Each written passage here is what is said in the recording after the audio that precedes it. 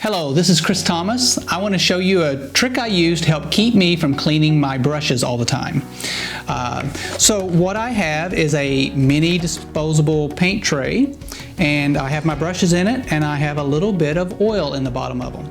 And I can keep my brushes in this oil for up to 2 or 3 months at a time without cleaning them. So I want to show you a little bit about how to modify this in order to make it work for your brushes. It needs a little bit of modifications. This is a roller tray. It's 15 by 9 inch disposable tray that I got at Lowe's. The ones that you get at Walmart are shaped a little bit differently, and they don't fit in a carrier that I use that you'll see a little later. Here's what's wrong that needs modification. And you can see, because you may find a different roller tray that doesn't work, that works just fine without the modification. But I have a brush in here, and if I've got the oil, you see it pivots on this edge right here. And if it's a longer brush, it can pivot and come up out of the oil, that's what keeps the brush from drying out. So it just needs to be held up here. There's several ways you could do that. An easy way that almost everybody would have access to is this is just a piece of packing tape. I can put it right here. It creates a little bridge for the end of this brush to prop on.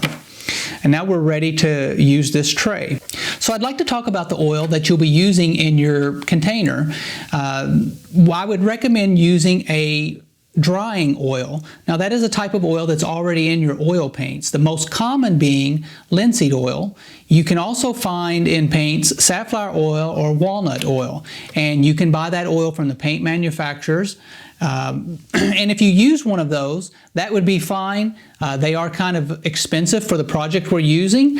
I went to the grocery store and was able to find a lower quality safflower oil at the grocery store, and it was much more affordable. So when I'm putting oil in, I like to have just enough oil to cover the ends of the brushes, and so I'm going to put in 1/4 to about 1/2 inch. You just judge that by sight. Now you could actually use this method with a brush that's full of paint and put it right in the oil, but I like to keep my oil cleaner longer. So when I'm through in a painting session or at the end of the day, I like to wipe out the excess paint, and then I will use a brush washer with mineral spirits and get out a little bit more paint and maybe drain off a little bit of the excess mineral spirits and put the brush in the paint, and we're good to go. Okay, now I want to show you something that makes this a little more convenient to use and pack around. This is a cake carrying pan. I also purchased this at Walmart. I'm sure you could find them at other department stores. I have put in it a piece of foam core and a board to kind of take up space because the tray is shorter than the pan, and without it, this slides back and forth too much. So this keeps it from doing that. It also props it up and helps the oil to slide down to the end there as well. The great thing about this is now we have a lid for it. We can seal this up. It helps us to carry it. And we can carry this to a workshop or on a plein air painting trip, so that at the end of the day, when you are finished painting, you can just wipe your brushes out, pop them in the oil, and you know they're going to be fine whether you get a chance to clean them out at night or not.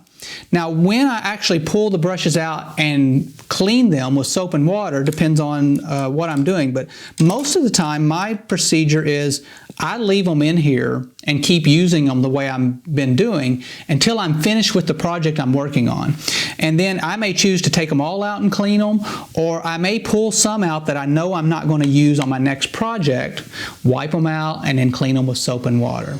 So I hope this little tip saves you some time. Now remember, don't give up, have fun, and keep painting.